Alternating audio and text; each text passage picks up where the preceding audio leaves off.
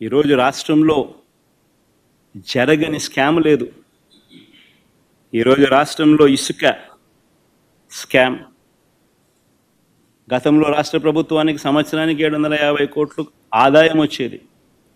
ఈరోజు రాష్ట్ర ప్రభుత్వానికి రూపాయి ఆదాయం రావడంలా ఇసుక నుంచి. కానీ ఇసుక చూస్తే మనం గతంలో అమ్మిన రేటు కన్నా డబల్ ది రేటుకి అమ్ముతున్నారు.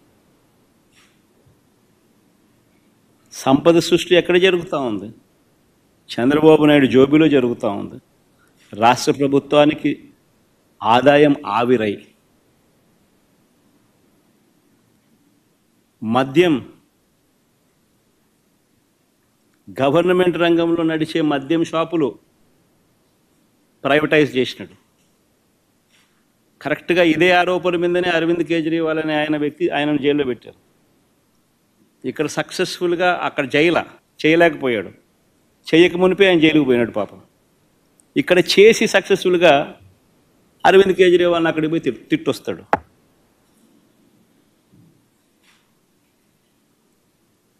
గవర్నమెంట్ రంగంలో ఉన్న మద్యం షాపులను ప్రైవేటైజ్ చేశాడు.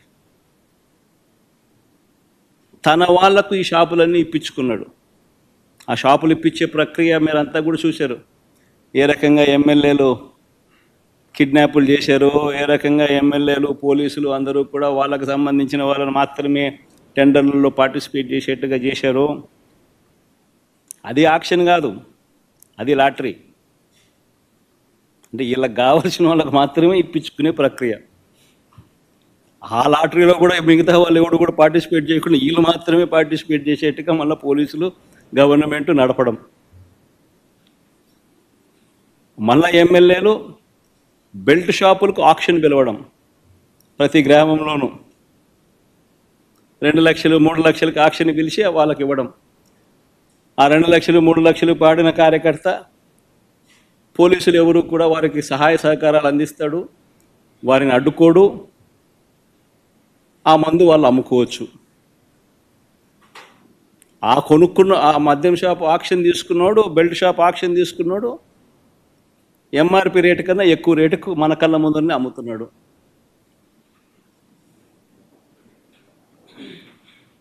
మరి గవర్నమెంట్ రంగంలోనే షాపులుంటే ఆ ఆదాయం అంతా రాష్ట్ర ప్రభుత్వానికి వచ్చేదేగా. రాష్ట్ర ప్రభుత్వం ఆదాయం తగ్గుతుంది, చంద్రబాబు నాయుడు జోబులు ఆదాయం పెరుగుతూ ఉంది.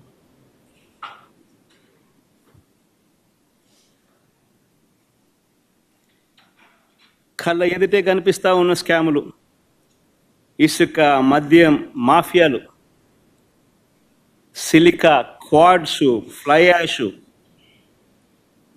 ఏదైనా మాఫియా కార్టెల్ ఫామ్ చేయడం పెద్దబాబు చిన్నబాబు ఆధ్వర్యంలో నడిపిస్తూ ఉన్నారు.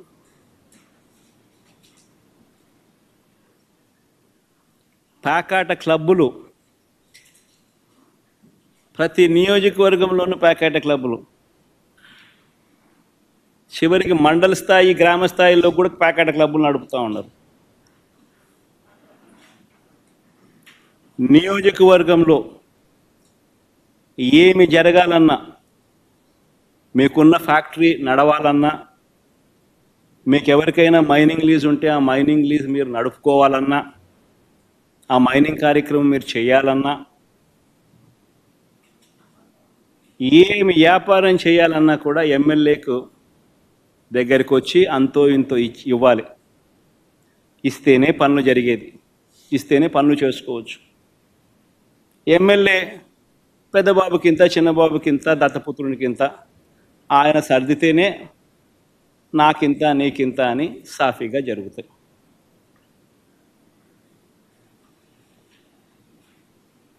మొట్టమొదటిసారిగా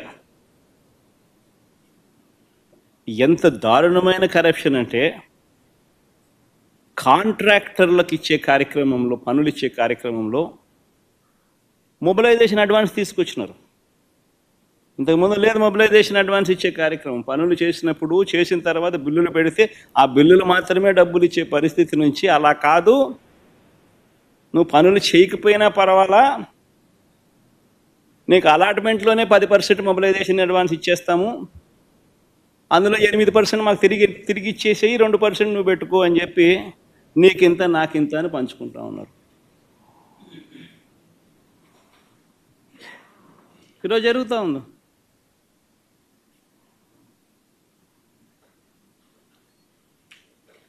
మా హయాంలో టెండర్లు పిలవాలంటే జ్యుడిషియల్ ప్రివ్యూకి పంపించేవాళ్ళం, అది రద్దు చేసేసినారు. తర్వాత టెండర్లలో రివర్స్ టెండరింగ్ జరిగేది. అంటే ఎవరైనా కూడా టెండర్లలో పార్టిసిపేట్ చేసిన తర్వాత L1 వచ్చిన వాళ్ళు ఎవరైతే ఉంటారో L2లు L3లు L4లు కూడా మళ్ళీ ఆక్షన్ పద్ధతిలో L1 కన్నా తక్కువ కోట్ చేసి మళ్ళీ పార్టిసిపేట్ చేసే రివర్స్ టెండరింగ్. ఆ ప్రక్రియ తీసేసినాడు. తీసేసి మొబిలైజేషన్ అడ్వాన్స్ ఇస్తూ వర్కులు అలాట్ చేయడం, 10% మొబిలైజేషన్ అడ్వాన్స్ చేయడం, 8% ఈయన తీసుకోవడం, 2% కాంట్రాక్టర్కి ఇవ్వడం, ఇది జరుగుతా ఉంది.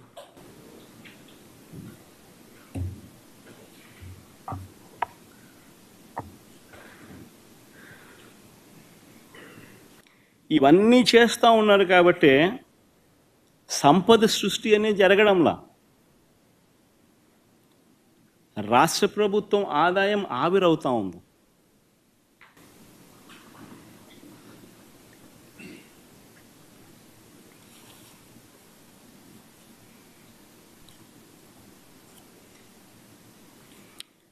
ఇన్ని చేస్తూ ఉన్నప్పుడు ఇదే పెద్ద మనిషి చంద్రబాబు నాయుడు గారిని ఎవరైనా క్వశ్చన్ చేస్తారేమో అని,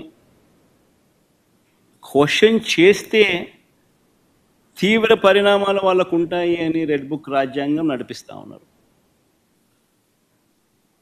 ఎవరైనా అడిగితే చాలు వాళ్ళను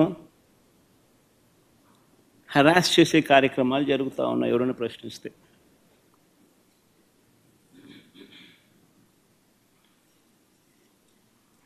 ఎవరైనా మా హామీలు ఏమైనాయి అని చెప్పి మన రాయచోటిలో చంద్రబాబు నాయుడు గారిని ప్రశ్నిస్తే చంద్రబాబు నాయుడు గారు ఏమన్నారు? సంపాదించే మార్గం ఏదైనా ఉంటే నా చెవిలో చెప్పు అన్నాడు.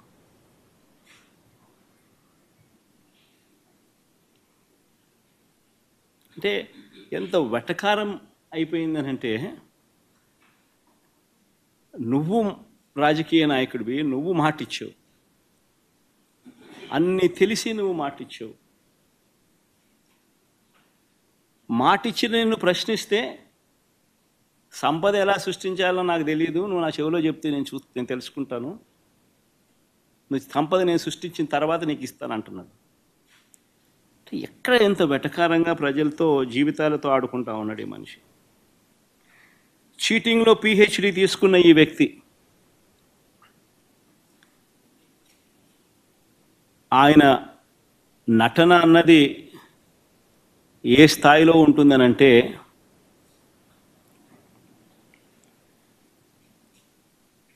తానిచ్చిన హామీలను తానే ఎగరగొడతాడు. ఎగరగొట్టి చాలా బాధగా ఉంది అంటాడు, ఆవేదనగా ఉందంటాడు, రాష్ట్రం క్లిష్ట పరిస్థితుల్లో ఉందంటాడు, భయం వేస్తుంది అని కూడా అంటాడు, రాష్ట్రం ధ్వంసం అయిపోయింది అని కూడా అంటాడు.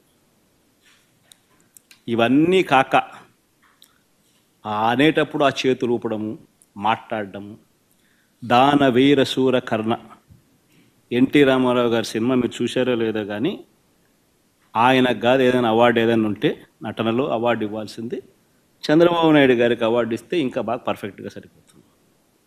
ఆ స్థాయిలో నటించే కార్యక్రమం. నేను ఇవన్నీ చెప్పా ఎన్నికలప్పుడు, ఇలానే జరుగుతుంది అని చెప్పా. చంద్రబాబు నాయుడు గారిని నమ్మడం అంటే చంద్రముఖిని నిద్రలేపడమే అని చెప్పా. చంద్రబాబు నాయుడిని నమ్మడం అంటే పులి నోట్లో తల పెట్టడమే అయ్యా అని మొత్తుకున్నా. చెప్పా నేను ఇవన్నీ. నేను చెప్పినప్పటికీ కూడా పొరపాటున ప్రజలు పొరపాటు పడ్డారు. ఈరోజు చంద్రబాబు నాయుడు గారి మోసాలను, చంద్రముఖిని మళ్ళీ నిద్రలేపి ప్రజలందరూ కూడా బాధపడే కార్యక్రమం జరుగుతూ ఉంది.